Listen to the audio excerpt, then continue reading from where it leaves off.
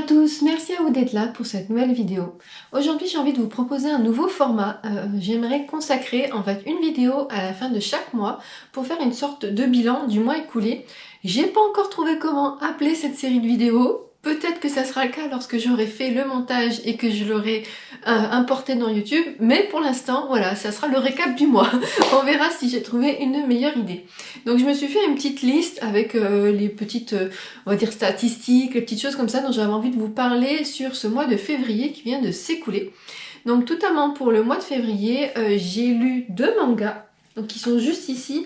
En fait c'était la fin de mon challenge un jour un graphique que j'ai fait à cheval sur la dernière semaine de janvier et la première de février. Donc il y en a 5 qui sont rentrés dans le mois de janvier et 2 en février. Donc j'ai lu Le chat mène l'enquête de No-Oh aux éditions Doki Doki, dont je vous ai parlé dans un bilan de lecture dédié à un jour un graphique. Et j'avais également lu Daisy, lycéenne à Fukushima de Reiko Momoshi aux éditions Akata, qui est également présenté avec celui-ci dans un bilan lecture dédié. Donc ce fut les 2 seuls graphiques lus pendant ce mois-ci. En fait, avec ce challenge, j'ai vraiment bien réduit ma pile de graphiques. Je crois qu'il me reste que 2 à lire. Du coup, je les ai mis de côté. J'ai prévu de racheter des mangas prochainement parce qu'il y a des parutions qui me plaisent. Et je me dis pourquoi pas faire un peu de la rétention de mangas. Et quand j'en ai 7, je fais un challenge un jour un graphique. Maintenant, je vais vous parler des romans que j'ai lus. Donc j'en ai lu 7, dont 3 en audio. Donc en fait, il y en a un que j'ai terminé début février, que j'avais entamé en janvier. Et les 2 autres qui étaient un peu plus courts, par contre, que j'ai terminé en février, commencé et terminé en février. Donc pour tout ce qui est livre audio, je passe par l'application Audible. Donc j'ai terminé au début du mois Paradis perdu, la traversée des temps, tome 1, d'Eric Emmanuel Schmitt, ici aux éditions Le Livre de Poche. En grand format, ça a été publié chez Albin Michel. J'ai écouté ce livre suite aux recommandations de mon conjoint qui a lu, je crois pour l'instant, les 3 premiers et qui a adoré, qui vraiment m'a vraiment fortement incité à découvrir aussi cette histoire. Et j'ai beaucoup aimé. Si je vous en ai pas encore parlé dans mon bilan lecture de la semaine prochaine, ça sera dans le suivant. Le deuxième livre audio que j'ai lu, donc dans l'ordre, ça va être celui-ci. Donc c'est Angélique de Guillaume Musso, ici chez Calman Lévy. En fait, j'ai pour objectif de laisser... Alors, là vous voyez un petit peu, j'ai l'impression d'être Evelyne Delia parce que je vois le retour en bas. Donc sur ma droite, ma bibliothèque des livres grand format à lire. Et ce que vous ne voyez pas sur la vidéo, c'est qu'au-dessus, j'ai une vingtaine de livres qui correspondent à la fin de l'alphabet qui ne rentrent pas dans cette bibliothèque. Et je me suis mis comme objectif pour 2025 d'arriver à lire un maximum de grands formats pour réintégrer ces livres dans sa bibliothèque. C'est pour ça que du coup, je vous présente beaucoup de grands formats parce que j'essaie de les passer. Et donc j'ai écouté Angélique grâce à Audible. C'est un livre assez court, je crois qu'il fait 6h30 en lecture audio. Et je l'avais dans ma pile à lire depuis sa sortie. Donc je l'ai lu ce mois-ci. Je vous donnerai mon avis dans mon bilan lecture pour pas que cette vidéo dure trop longtemps. Et tout dernièrement, je l'ai terminé il y a à peine 3 jours. J'ai écouté Poussière blonde de Tatana de Rosnay, ici aux éditions Albin Michel. Il est sorti en poche, je crois, aux éditions Le Livre de Poche, il me semble. Que j'avais en pareil de ma pile à lire depuis un petit moment. J'avais eu d'occasion. J'étais contente parce qu'il était sorti il n'y a pas si longtemps que ça, quand je l'ai eu d'occasion. Donc je me suis empressée de le prendre. Pour plusieurs raisons. Tout d'abord, j'aime bien Tatana de Rosnay, ou de Roné, je sais pas exactement comment on prononce, qui est une autrice que j'ai déjà lue et j'aime beaucoup sa façon de construire les histoires. Et là, elle parle en plus de Marilyn Monroe, qui est une actrice, une icône hollywoodienne, que j'aime beaucoup, que j'estime beaucoup. Pendant une période, j'avais des cadres chez moi, j'avais lu pas mal de livres sur elle, et c'est vrai que ça faisait un moment que je m'étais pas intéressée à ce qui a été écrit sur elle, et ben là, ça a été fait avec celui-ci. Maintenant, place aux livres que j'ai lus, donc en format papier, on va dire, dans ce mois de février. Donc tout d'abord, dans le cadre du challenge Les Nuits du hasard, donc créé par Séverine du compte Il est bien ce livre, le concept de ce challenge est simple, on fait une sélection de 12 livres au début de l'année, et elle, une fois par mois, lors d'une soirée dédiée sur Twitch, elle fait un tirage au sort grâce à une espèce de roue numérique, elle sort un numéro et on doit lire le livre qui correspond à ce numéro. Donc là, c'était le 12, Le 7? Je sais même plus. Et c'est tombé sur celui-ci, Brigitte Kernel, Agatha Christie, le chapitre disparu aux éditions J'ai lu. Donc là, c'en est un que j'avais eu offert dans le cadre de 2 livres en poche achetés, un offert. C'est une opération qui se fait en librairie en janvier et pour l'été. Donc j'ai lu celui-ci. J'ai également lu le seul livre d'imaginaire de cette vidéo, La princesse des âmes d'Alexandra Christo aux éditions de Saxus. Pareil, hein, je vous en dis pas plus parce qu'il y aura des bilans lecture dédiés. J'ai lu Les morsures du silence de Johanna Gustafsson, éditions Kalman Lévy Noir. Celui-ci, je l'ai acheté en janvier avec le Lisa Gardner dernière soirée et j'avais pour but de les lire dès que je les avais achetés. C'est chose faite. J'ai ensuite lu La librairie des chats noirs de Pier Giorgio Pulizzi aux éditions Gallmeister. Merci ma petite Manu de me l'avoir donné parce que je pense que je l'aurais pas acheté. Gallmeister, j'en ai déjà lu 2 de chez eux et j'avais été un peu refroidie. Et du coup, je pense que j'aurais au moins attendu sa sortie poche. Mais grâce à Manu qui m'a donné son exemplaire de service presse, j'ai pu le lire. Et enfin, le dernier qui est ma lecture en cours. Donc je suis actuellement en train de lire Le Code de Katharina de Jorn Leerhorst. Jorn, je sais pas comment on prononce, je pense que c'est Jorn, aux éditions Série Noire Gallimard. Donc bon, là, mon marque-page n'est pas la bonne page parce que je l'ai continué en liseuse parce que j'étais en déplacement familial et que j'allais pas me trimballer le bouquin alors que j'ai une liseuse. Donc voilà pour tout ce qui est les livres lus pour ce mois-ci. Pour rester dans le côté des livres, parce que je vais vous parler un peu aussi de tout ce qui est série télé, je n'ai pas acheté de livres ce mois-ci. Du moins, j'en ai acheté 2 et c'est 2 cadeaux. Voilà, c'était pas pour moi. Il y en a un, même pas des cadeaux, c'était des commandes. Il y en a un pour mon conjoint et un pour ma maman. Donc voilà, j'ai réussi à aller en librairie sans m'acheter de livres. Je vais vous faire du coup mon petit book haul parce qu'il y a 4 livres. Je ne me voyais pas faire une vidéo qui allait durer 5 minutes. Donc mon amie Pauline m'a offert Millennium de Karine Smirnoff, le tome 7, La fille dans les serres de l'aigle. J'adore Millennium. Voilà, c'est une... J'ai vraiment un amour pour le premier tome parce que c'est grâce à son adaptation cinématographique avec Daniel Craig que je me suis remise à lire. Parce que quand j'ai vu ce film, qui m'a beaucoup plu pour ma part au cinéma, je me suis dit il faut que j'ai l'histoire. Et en fait j'ai acheté le tome 1, le tome 2, le tome 3 et depuis, Lisbeth Salander est mon personnage littéraire favori. Et j'avoue que je suis curieuse de lire celui-ci, tout simplement parce que le tome 6 a été un vrai coup de cœur. Je crois que c'est le 2e tome que je préfère dans cette saga. Et que pour moi, c'est plus ou moins conclu. Et le deuxième aspect est que ma meilleure amie a commencé à l'écouter, elle a lu aussi les autres livres et elle m'a dit il est pas ouf. Donc voilà, donc j'ai envie de le découvrir pour me faire mon avis et je sais pas ce qui est prévu, s'il va y avoir d'autres tomes écrits par cette autrice, mais voilà. Millennium, qu'est-ce que j'aime cette saga. Ensuite, mon amie Manuela m'a donné 2 mangas donc, qui s'appellent La randonneuse, Gueuleton en montagne. C'est de Hideo Shinanogawa aux éditions Kasai. Et en fait, elle me disait que c'était... il y avait pas, normalement, c'est en 3 tomes, mais le 3e n'est pas sorti.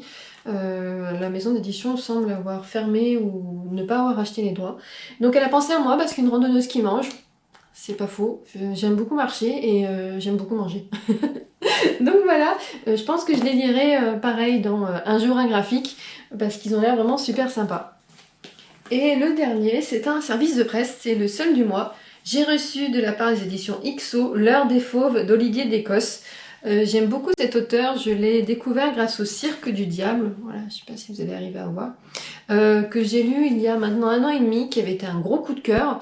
J'ai d'ailleurs dans ma bibliothèque Peur en eau profonde, qui a été le premier sorti avec la commandante Chloé Latour, que je n'ai pas encore lu, mais je pense que je lirai celui-ci d'abord, parce qu'il sort, je vais vous dire ça tout de suite, il sort le 27 février, donc le jour de la sortie de cette vidéo, je suis raccord, hein, et je pense le lire très bientôt, en mars du coup, pour coller avec la sortie.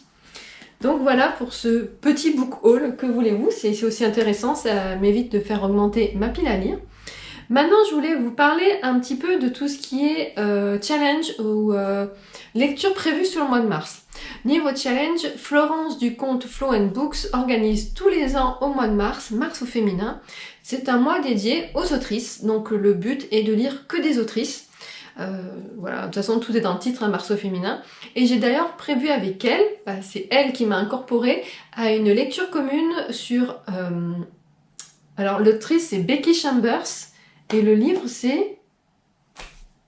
Un an après? Non. Je l'ai plus, je vous mettrai la couverture là. C'est dingue parce qu'avant de tourner la vidéo, j'avais le titre et là je l'ai plus. Donc on va lire celui-ci. Je vous avoue qu'il me fait peur, c'est de la SF, de la pure SF, et que je crois que j'en ai jamais lu. Ou genre une fois Colonie de Howe, celui qui a écrit Silo, mais je l'avais écouté en audio, ça avait été un peu compliqué. Et lui il est un peu gros en plus, le Becky Chambers, donc on va voir. Et je me suis mis aussi un petit challenge parce qu'à la fin du mois de mars, je pars en vacances au Maroc. Et donc c'est une destination très chaud, il y a le sable. Et j'ai dans ma pile à lire depuis 3 ans La Cité de Letton. Donc je vous mettrai la photo à côté, j'ai plus l'auteur non plus. Tchabrakowski, on va arrêter de écorcher le nom. Et en fait j'ai la trilogie entière et j'aimerais lire au moins le tome 1. Et je me dis mais pourquoi pas lire de la mythologie orientale quand tu es dans le désert, ou pas loin. Donc c'est un peu mes 3 objectifs du mois, en sachant que je suis pas sûre de les respecter complètement en mars au féminin, parce que déjà j'ai envie de lire celui-ci. Par contre on sera sur une thématique chaleur. Hein. Mais voilà, je veux au moins lire le Becky Chambers et la Cité de Letton, au moins le tome 1. Donc ça c'est pour mes challenges. Par rapport à mes achats, j'ai repéré 3 livres. Je pense que je m'arrêterai à ces 3 livres, et ce sont 3 grands formats parce que ce sont des nouveautés. Et encore je vous dis ça, je crois qu'il y en a un que j'ai repéré qui sort en avril. Donc il y a un roman écrit par Alexandra Christo qui sort le 28 je crois février, qui est donc la même autrice que La Princesse des âmes que je viens de vous présenter, et un autre qui sort en mars qui est une histoire de cosy fantasy avec des sorcières et tout. Et ben, ça a l'air génial. Donc voilà, c'est plus ou moins les seuls achats que j'ai prévus. On verra si je résiste. Mais je suis contente parce que du coup, au mois de février, je n'aurais pas acheté de bouquin. Ensuite, je voulais un peu vous parler de ceci. Donc j'ai eu la chance d'être contactée sur Instagram par Lettre Zola, donc qui est décrit comme le nouveau média littéraire. Donc j'ai lu celui-ci, qui est le numéro 11, avec Alexandre Gallien sur L'odeur du sapin, donc qui se déroule lors d'un repas du 24 décembre. J'ai beaucoup aimé, ça m'a permis de découvrir la plume de Alexandre Gallien. J'ai 2 livres à lui dans ma bibliothèque et ça m'a vraiment donné envie de le découvrir. Je trouve le format génial, vous recevez dans une petite enveloppe, c'est hyper ludique à ouvrir. Et là du coup j'ai reçu le numéro 13 qu'il faut que je lise, je l'ai d'ailleurs reçu en double, mais voilà, il faut que je lise, il fera partie de mes premières lectures du mois de mars. Et à côté de ça, je voulais vous montrer ceci, donc qui est le carnet de lecture aux éditions Hachette Rose. En fait il est magnifique, moi il m'a beaucoup plu, de par les illustrations. Bon, il y a beaucoup... je suis une victime. Hein. Il y a beaucoup de chats noirs dedans. Donc forcément ça m'a plu. Vous voyez, je dis ça, je tombe encore sur une page. Voilà, il y a les statistiques. J'aime beaucoup. Il y a des planches de stickers également. Voilà. Je ne l'ai pas encore commencé. Je vais le commencer là. Magnifique.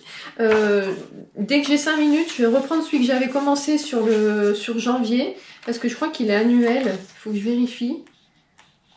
Mais voilà, c'est mon amie Pauline qui me l'a offert, je l'adore, il est magnifique, je te remercie infiniment pour ce beau cadeau. Je vous le mets de plus près, voilà, je ne sais pas si vous l'avez vu passer, il est à 12,99 €, il me semble de mémoire, il est vraiment superbe. En termes de nombre de chroniques, c'est pas marqué, mais il doit y en avoir je pense bien une centaine de pages, il y a vraiment de quoi faire. Donc voilà. Alors là, pour l'instant, du coup, j'ai terminé avec la partie livre. Je voulais vous faire une petite partie, tout ce qui est YouTube, vidéo YouTube et séries télé, films, parce que ça fait partie de ma consommation culturelle. En tout ce qui est film, j'en ai pas regardé beaucoup, j'en ai regardé 2, et ce sont toutes les 2 des romances. J'ai regardé À Contresens version Londres, qui est disponible sur Amazon Prime, que j'ai beaucoup aimé, je trouve que c'était assez sympa. Bon, c'est pas prise de tête, mais il est bien mieux que le premier qui a été fait, qui se passe en Amérique, sûrement. Et j'ai également regardé Tout sauf toi, il me semble que c'est comme ça, qui se passe en Australie, pareil, une romance très détente, vous prenez pas la tête, j'ai pas mal rigolé, j'ai bien rigolé. Donc voilà tout ce qui est côté film. Côté série, on en a regardé 3 avec mon conjoint. Alors moi j'ai regardé toute seule L'Impératrice, la saison 2, qui est sur Sissi. Si vous avez vu la saison 1, pour la saison 2, prévoyez vos mouchoirs, parce qu'il y a un épisode moi qui m'a... J'ai pleuré devant ma télé, c'était tellement poignant. Je pense que d'ailleurs, comme se finit la saison 2, on va pleurer dans la saison 3. On a également regardé du coup avec mon chéri The Recute de la saison 2, donc qui est autour d'un avocat de la CIA qui va se retrouver à aller sur le terrain. Il va aller en Corée du Sud, il a le don pour se mettre dans un bourbier à chaque fois, mais ça on aime bien, ça nous a bien plu. Et on a terminé hier soir Meurtre à Arreux, je crois que ça se dit, sur Netflix également. Donc je vous ai pas dit, mais les 2 autres séries sont aussi sur Netflix. Et là en fait ça se passe en Suède où une jeune fille va disparaître après une soirée. Et c'est adapté des livres de Vivica Stern, notamment Une écharpe dans la neige, qui en plus fait partie de la pile qui est là-haut. Donc c'était hyper sympa, j'ai beaucoup aimé retrouver la construction narrative dans une série. On sent vraiment que ça vient d'un livre et j'ai trouvé ça hyper agréable. Donc voilà, ça c'est pour le côté tout ce qui est film et séries télé.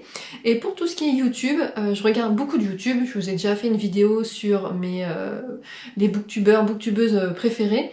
Mais là en fait je me suis enfilé pas mal de vidéos de la chaîne Légende, notamment ceux sur Philippe Boxeau, qui est un médecin légiste belge. J'ai trouvé les vidéos hyper intéressantes, elles sont assez longues. La toute première qu'ils ont fait ensemble dure 30 minutes, mais après les autres, de mémoire, elles font 1h50, 2h. Il y a même une session qu'ils ont dû couper en 2 pour faire 2 vidéos d'1h50 parce que il y avait trop de choses à dire. Mais voilà, j'ai trouvé ça hyper intéressant. Du coup, j'en ai lu d'autres dans le même thème. J'en ai lu un sur un homme qui travaille dans la police scientifique, un autre qui est nettoyeur de crimes violents, de morts violentes, pardon, même pas de, c'est pas que meurtre, c'est tout ce qui est mort violente, donc les gens qui se suicident, pardonnez-moi, mais qui en mettent de partout. Voilà, donc c'était hyper intéressant, ça reste dans ce que j'aime lire, dans le sens où j'aime beaucoup lire du polar. Alors je consomme avec modération parce que tout ce qui est cauchemar, tutti quanti, je veux pas tomber dedans. Donc quand je regarde ça après, je regarde mes petites vidéos de livres, voilà, ou mes petites romances. Mais j'ai trouvé que c'était un contenu très intéressant dont j'avais envie de vous parler du coup dans cette vidéo. Donc voilà pour cette première vidéo récap du mois. J'espère que ça vous a intéressé. J'ai eu l'idée en regardant une vidéo de Monsieur Cabric qui est sur YouTube et Instagram parce qu'il fait une sorte de bilan comme ça et j'ai trouvé ça hyper intéressant. Parce qu'il explique un peu ce qu'il a fait pendant ce mois écoulé de culturel, ce qu'il a lu. Donc j'ai vraiment trouvé que ça pouvait être complémentaire des autres vidéos que je vous propose. J'ai oublié de vous en parler, j'ai également participé à une session du club de lecture qui était au tout début du mois. Je crois que c'était le 2 février de mémoire. C'était vraiment un très bon moment. On est allé, non, 1er février, pardon. On était donc à Emily's Cookie à Mandelieu, qui est un coffee shop qui propose des cookies, des boissons chaudes, même du salé, des bagels et tout. Et c'est devenu un peu notre QG, on se retrouve là-bas à chaque fois qu'on fait notre petite réunion littéraire. Et c'est toujours un plaisir de retrouver les copines. Et on avait parlé bouquins. Je sais plus ce que... Ah si, moi j'avais présenté Impitoyable serment de Rebecca Ross aux éditions de Saxus. Nous avons un prochain club de lecture la semaine prochaine. Je vous dirai du coup dans ma vidéo récap du mois de mars ce qu'il en était de ma lecture présentée. Vous n'hésitez pas à me dire en commentaire ce que vous avez lu, si vous voulez rebondir sur les thèmes un peu que j'ai choisis, n'hésitez pas, si vous voulez me parler séries télé, films, objectifs, on va dire envie de lecture, parce que au mot objectif j'aime pas ça, mais envie de lecture sur le mois de mars qui arrive, n'hésitez vraiment surtout pas. Sur ce, comme d'habitude, je vous remercie infiniment d'avoir regardé cette vidéo et je vous dis à très bientôt.